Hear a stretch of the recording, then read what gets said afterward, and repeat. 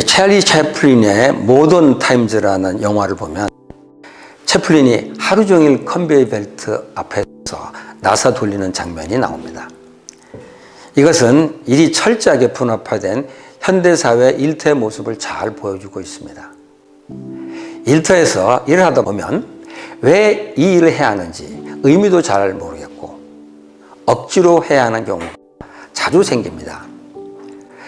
그런데 사실 우리 인생에는 억지로 해야 하는 일들이 참 많습니다. 아침에 일어나기 싫어도 억지로 일어나야 됩니다. 공부하기 싫어도 억지로 공부해야 했고, 신앙생활도 억지로 해야 될 때가 참 많이 있습니다. 제가 젊은 시절만 해도 하기 싫지만 해야 하는 일이 있을 때 참고 억지로 꾸역꾸역 일하는 사람들이 많았던 것 같습니다.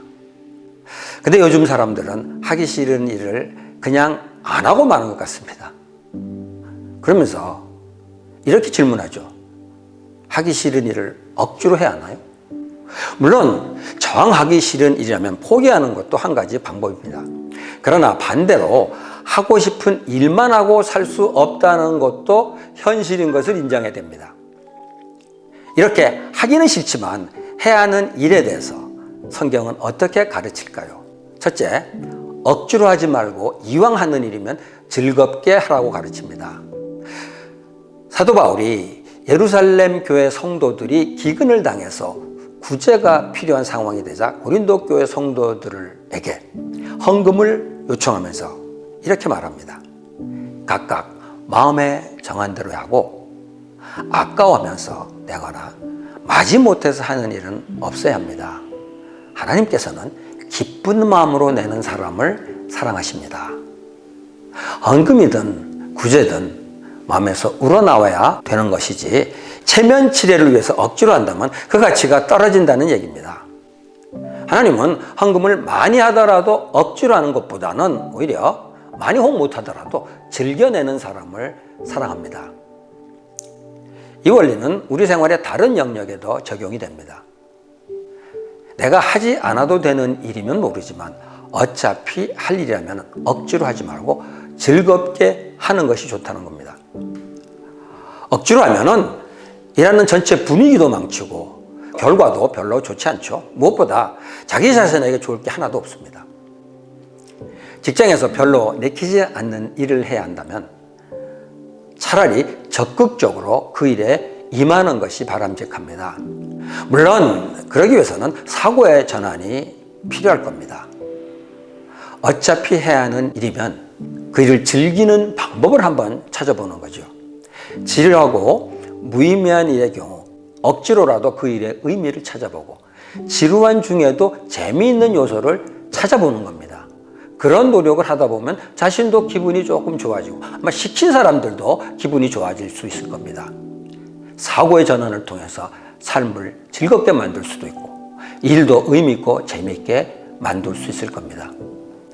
일을 시키는 입장에서 비슷하다고 생각합니다. 자녀들에게 공부를 시킬 때나 직원들에게 일을 시킬 때 가능하면 즐겁게 할 수 있도록 하는 겁니다. 무작정 억지로 밀어붙이기보다는 자녀들이나 부하들의 적성이나 재능을 고려해서 일을 맡긴다면 성과도 크게 날 것이며 관계도 훨씬 좋아질 겁니다. 천재는 노력하는 사람을 이길 수 없고 노력하는 사람은 즐기는 사람을 이길 수 없다는 말이 있죠. 일이든 공부든 즐겁게 하도록 만드는 것이 효율적입니다. 하지만 그렇게 노력해도 여전히 일이 내키지 않을 수 있습니다. 그런 경우는 억지로라도 일을 하는 것이 바람직합니다. 하다 보면 예상치 않은 유익이 있을 수도 있기 때문이죠. 예수님이 십자가를 지고 갈 때 힘이 없어서 자꾸 넘어졌습니다. 그래서 로마 군인들은 마침 그 옆을 지나가던 구레네 출신 시몬이라는 사람을 억지로 불러다가 십자가를 지게 했습니다. 그는 우연히 그 길을 지나가다 안 해도 되는 고생을 하게 된 겁니다. 그때 그는 하필 이 길로 지나가는 바람에 생고생을 하고 말았네 라고 투덜대었을 수도 있습니다. 그러나 그가 억지로 그 일을 한 덕분에 나중에 그가 신앙을 갖게 되었고 교회에서도 매우 중요한 인물로 그 이름이 남게 됐습니다. 그의 아들 루포는 교회의 기둥 같은 인물이 되기도 합니다. 이런 예를 찾아보면 즐거운 마음으로 일을 하는 것이 좋지만 그게 쉽지 않은 경우 억지로라도 하는 것이 좋다는 사실을 알 수 있습니다. 지금은 하기 싫고 의미도 없어 보이지만 억지로 해야 하는 일 때문에 나중에 생각지도 않은 유익을 얻을 수 있다는 겁니다. 손흥민 선수는 어린 시절 아버지로부터 말로 할 수 없을 정도로 혹독한 훈련을 받았습니다. 분명히 그 훈련을 억지로 했을 겁니다. 지금 세계적인 선수가 되었죠. 음악가들 중에 어린 시절에 억지로 음악 연습을 했는데 나중에 위대한 음악가가 된 사람들이 참 많이 있습니다. 또 어릴 때 부모의 손에 이끌려서 억지로 교회를 따라다니다가 복음을 깨닫게 되기도 하고 미션스쿨에서 억지로 채플 예배를 드리다가 주님을 알게 된 사람들도 많이 있습니다. 우리 직장 일도 마찬가지가 아닐까 생각합니다. 정말 하고 싶지 않은 일이 맡겨졌을 때 억지로라도 해야 한다는 겁니다. 이때 지금 억지로 일을 하지만 나중에 지금 예상치 못한 좋은 일이 생길 거라는 것을 좀 기대하면서 일을 할 필요가 있습니다. 물론 기왕이면 즐겁게 하는 것이 베스트입니다. 그러나 그게 안 된다면 억지로라도 하는 것이 안 하는 것보다는 낫다는 겁니다. 하나님께서 우리가 생각지 못한 놀라운 일을 그걸 통해서 보여줄 수 있다는 겁니다. 억지로 시킬 때 그 이상의 일을 하십시오. 그러면 위대한 하나님의 일을 이룰 수도 있습니다.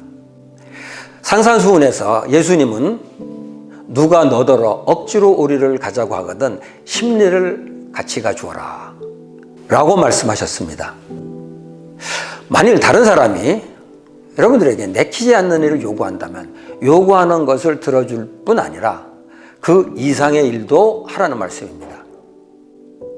이 말씀은 너무 좀 비현실적인 요구처럼 들립니다. 어떻게 보면 우리더러 바보처럼 살라는 말인가 싶을 정도로 느껴집니다. 그러나 그렇게 하는 것이 우리 크리스찬이 위대한 삶을 살 수 있는 비결이라는 겁니다. 기업이 성공하기 위해서도 종종 이렇게 상식을 초월하는 자세가 필요합니다. 그저 남들이 하는 만큼 그냥 억지로 해서는 남들보다 나을 수가 없다는 거죠. 제품을 만들거나 서비스를 할 때 규정에 맞도록 하는 건 당연하지만 그것을 훨씬 넘어서서 할 필요가 있다는 겁니다. 물론 이거 쉬운 일은 아닙니다. 하지만 바로 그때 사람들은 그 제품, 그 서비스에 감동을 받게 됩니다. 미국의 한 소세지 회사는 정부가 정한 식품위생의 규정을 지키는 것을 넘어서서 그 위에 계신 하나님의 식품위생 기준을 지킨다고 말합니다. 그 회사의 자세는 고객들에게 큰 신뢰감을 주고 있다고 합니다. 직장 내에서도 그저 남들이 하는 정도로 하면은 중간 정도 할 수 있겠죠. 하지만 그 이상은 되지 못합니다. 그러나 내게 맡겨진 일을 의무감에서 억지로 하는 정도를 넘어서서 그 기대를 초월하는 일을 하게 될 때 감동을 줄 수도 있고 또 인정도 받을 수 있을 겁니다. 어떤 일을 억지로 하면서 투덜거리기까지 한다면 모두에게 손해입니다. 이왕 한다면 즐거운 마음으로 합시다. 도무지 즐거운 마음으로 할 수 없다면 나중에 얻게 될 수 있는 유익을 기대하면서 억지로 참고 해야 합니다. 나아가 남들이 싫어하는 일일수록 2배, 3배 기대 이상으로 하도록 합시다. 하나님께서는 우리의 이런 노력을 사용하셔서 성공적인 삶을 살 수 있도록 만들어 주실 것입니다.